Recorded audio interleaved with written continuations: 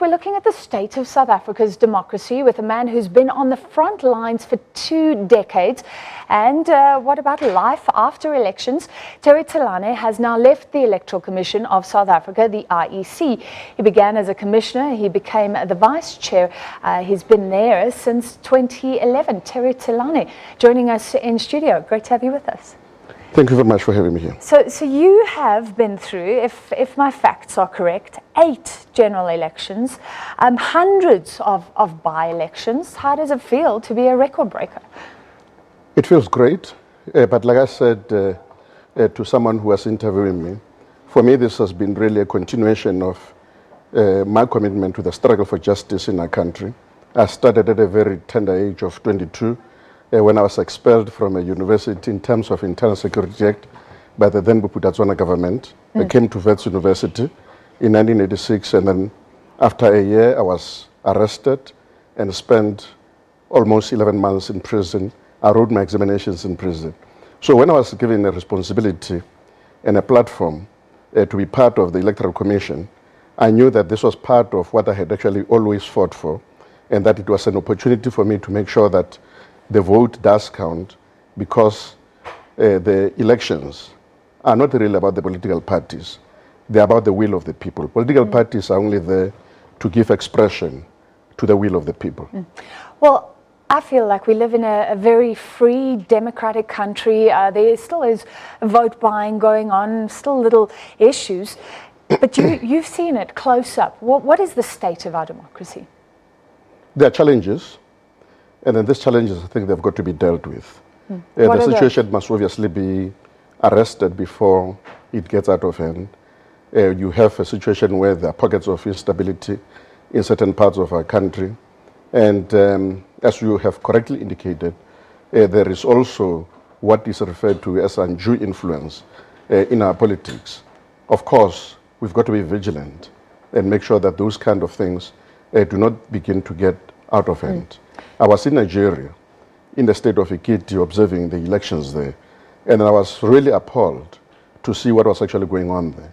Because for the first time, I could actually see a queue of the people who were waiting to be given payment for having voted a particular party being longer than the actual queue where people are supposed to be voting. Sure. So we don't want to have that in not only our country, but also not in the continent. Yeah. Well, talking about undue influence, I mean, you wrote a letter to the president saying protect the IEC itself. Does that suggest that you've been put under political pressure? I must say that a position of a commissioner in South Africa will always attract pressures from political leaders and from political parties. But what is important is obviously how a commissioner or the commission as a whole begins to respond to those kind of pressures that are exerted on them. Well, tell us about the pressures. How bad did it get for you personally? Well, let me put it this way, that it was a pressure that necessitated that the commission had to attend to it. And then I'm the one who suggested to the commission that there are instruments in law that have got to be utilized to deal with those kind of issues. And I was satisfied that the commission took the matter seriously and they attended to the issue. So what specific incidents is this? There have been quite a number. Can you tell us? Yeah. There have been quite a number of Tell me the worst. I mean, do you have politicians phoning you, threatening you? Is it more subtle than that? Well, naturally, as you know, I mean, the story was well publicized, that I was subjected to certain pressures and accused of certain things by certain political leaders. But like I'm saying, the commission attended to that issue as soon as it arose. And I'm satisfied that at least all of us as a commission, we were united in dealing with that particular situation. You were accused by Gwede Mantashe, Jesse Duarte, of sort of favoring the other political parties, the opposition. So you feel that was very unfair, but you felt it was dealt with appropriately. It was unfortunate. Why do you think that arose? I still don't know. But like I'm saying, when you are a commissioner, there are 2 things that we've got to do. One is that we've got to understand the legal environment within which we are operating, apply the law, to the T and make sure that you also operate with integrity. So it you is thought that possible. was bullying? Of course it was. Mr. Tselane, you said that the IEC needs to be protected, that there will be pressure on commissioners because the landscape has changed enormously. So this may be even tougher for those who come after you. How do we protect the IEC? We've got to make sure that the officials of the commission, as well as the leaders, meaning the executive, as well as the commissioners, are allowed to operate according to the way they understand the legal framework and their responsibilities without any interference. The reason why IEC is a Chapter 9 institution is for a reason.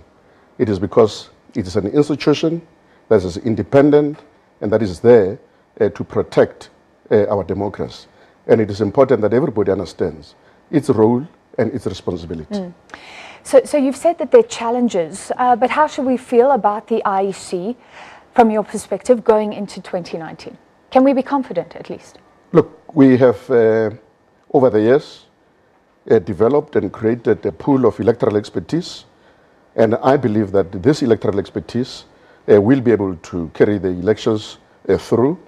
I believe that we've got men and women who understand that their personal integrity rather the integrity of our country is dependent on their own personal integrity.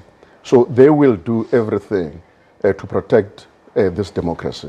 So I'm convinced that that particular aspect, 218,000 staff members that we have, understand their responsibilities and they will be able to act and operate with integrity. But I understand you left on Friday a little bit earlier than you expected. That's because 3 new commissioners will be coming in today.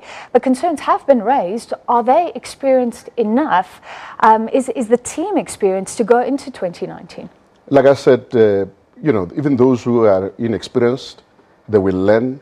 We've got on the day of the elections a pool of electoral expertise that is running the elections. So you're not just being nice. We've got 280,000 people who are in the elections. Yeah. So, and it is those people who determine the quality and the character of our organization, or what used to be my organization. And I am convinced that they will be able to act with integrity and ensure that this organization delivers to the people. Are you anxious leaving ahead of 2019? Well, naturally, if you've been part of an organization for such a long time, there will be those moments of anxiety. But I am satisfied, as I've indicated, that we have developed a pool of electoral expertise, and it is this expertise that will deliver the elections. Let's look back on some of the interesting times. When Pansy Tlakula left as the chair of the IEC, you were overlooked. You were the deputy. You didn't move to the top. You were overlooked twice. You said that was a result of political shenanigans at one stage. Is that still how you feel? Let me put it this way, that the president at the time when the appointments happened felt, after having made his own analysis, that a person other than me was appropriate to be appointed as a chairperson, and that person was appointed. All the commissioners do not appoint each other, and therefore it is a prerogative of the president, and then we must trust that the president, in appointing whoever they've appointed, he actually had taken into consideration whatever important aspects that needed to be taken into consideration. But you did say there was some political maneuvering, didn't you? I have said that I think that there was a process that was a little bit unfair, but I learned to live with it. Yeah. Does it bode ill, though, for our perspective, looking at the IEC? That was a different president, though. Just tell us how we take what you're saying. Maybe you can repeat your question again? Does it bode ill for the IEC that there's a lot of political maneuvering going on? Look, this is our democracy. It is growing. There'll be pains.